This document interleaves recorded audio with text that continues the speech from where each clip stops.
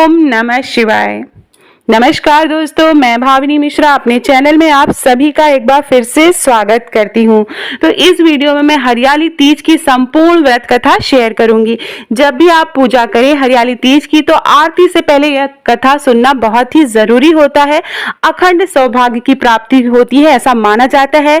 तो जब भी कथा सुने हाथ में पुष्प और अक्षत जरूर ले लें और कथा शुरू करें। तो आइए जानते हैं हरियाली तीज की व्रत कथा। आइए सुनते हैं।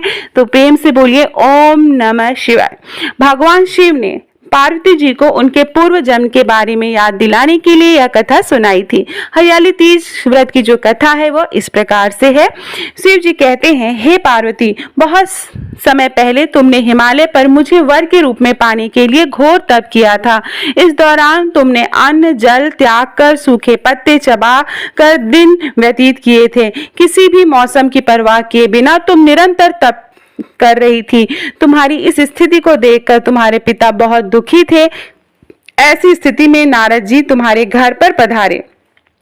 जब तुम्हारे पिता ने नारद जी से उनके आगमन का कारण पूछा तो नारद जी बोले, हे गिरिराज, मैं भगवान विष्णु के भेजने पर यहाँ आया हूँ। आपकी कन्या की घोर तपस्या से प्रसन्न होकर वह उनसे विवाह करना चाहते हैं। इस बारे में मैं आपकी राय जानना चाहता हूँ। नारद जी की बात सुनकर पर्वतराज अति प्रसन्नता के साथ बोले, हे नारद जी, यदि स्वयं भगवान विष्णु मेरी कन्या से विवाह करना चाहते हैं तो इससे बड़ी कोई बात नहीं हो सकती। मैं इस विवाह के लिए तैयार हूँ। फिर शिव जी पार्वती जी से कहते हैं, तुम्हारे पिता की स्वीकृति पाकर नारद जी विष्णु जी के पास गए और यह शुभ समाचार सुनाया। लेकिन जब तुम्हें इस विवाह के बारे में पता चला तो तुम्हें बहुत दुख हुआ। तुम मुझे यानी कैलाशपति शिव को मन से अपना पति मान चुकी थी। तुमने अपने व्याकुल मन की बात अपनी सहेली को बताई। तुम्हारी सहेली किससे सुझाव दिया कि वह तुम्हें एक घनघोर वन में ले जाकर छुपा देगी और वहां रहकर तुम शिव जी को प्राप्त करने के लिए साधना करोगी। इसके बाद तुम्हारे पिता तुम्हें घर में न पाकर बड़े चिंतित और दुखी हुए। वह सोचने लगे कि यदि विष्णु जी बारात लेकर आ गए और तुम घर पर ना मिली तो क्या होगा। उन्होंने तुम्हारी खोज में धरती पाताल एक करवा दिए, लेकिन तुम ना मिली। तुम वन में एक गुफा के भीतर मेरी आराधना में लीन थी। भाद्रपद तृतीया शुक्ल को तुमने रेत से एक शिवलिंग का निर्माण कर मेरी आराधना की, जिससे प्रसन्न होकर मैंने तुम्हारी मनोकामना पूर्ण की। इसके बाद तुमने अपने पिता से कहा कि पिताजी, मैं अपने जीवन का लंबा समय भगवान शिव की तपस्या में बिताया है और भगवान शिव ने मेरी तपस्या से प्रसन्न होकर मुझे स्वीकार भी कर लिया है।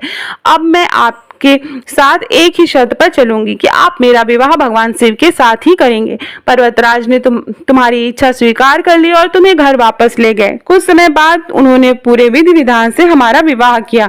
भगवान शिव ने इसके बाद कहा कि हे पार्वती, तृतीया को तुमने मेरी आराधना करके जो व्रत किया था उसी के परिणाम स्वरूप हम दोनों का विवाह संभव हो सका। इस व्रत का महत्व यह है कि मैं इस व्रत को पूर्ण निष्ठा से करने वाली प्रत्येक स्त्री को मनोवांछित फल देता हूँ। भगवान शिव ने पार्वती जी से कहा कि इस व्रत को जो भी स्त्री श्रद्धा पूर्वक करेगी उसे तुम्हारी तरह अचल सुहाग प्राप्त होगा। तो ये थी हरियाली तीज की व्रत कथा। जो आपने अक्षत और पुष्प लिया है वो भगवान को अर्पित कर लीजिए, माँ पार्वती को अर्पित कर लीजिए और माँ पार्वती को जो भी आपने श्रृंगार का सामान खरीदा है माँ पार्वती को चढ़ाइए। और जब भी पूजा समाप्त हो जाए तो उसके बाद प्रसाद के रूप में आप बिंदी, सिंदूर और हाथ में चूड़ी और सुहाग जरूर लें। आशा करती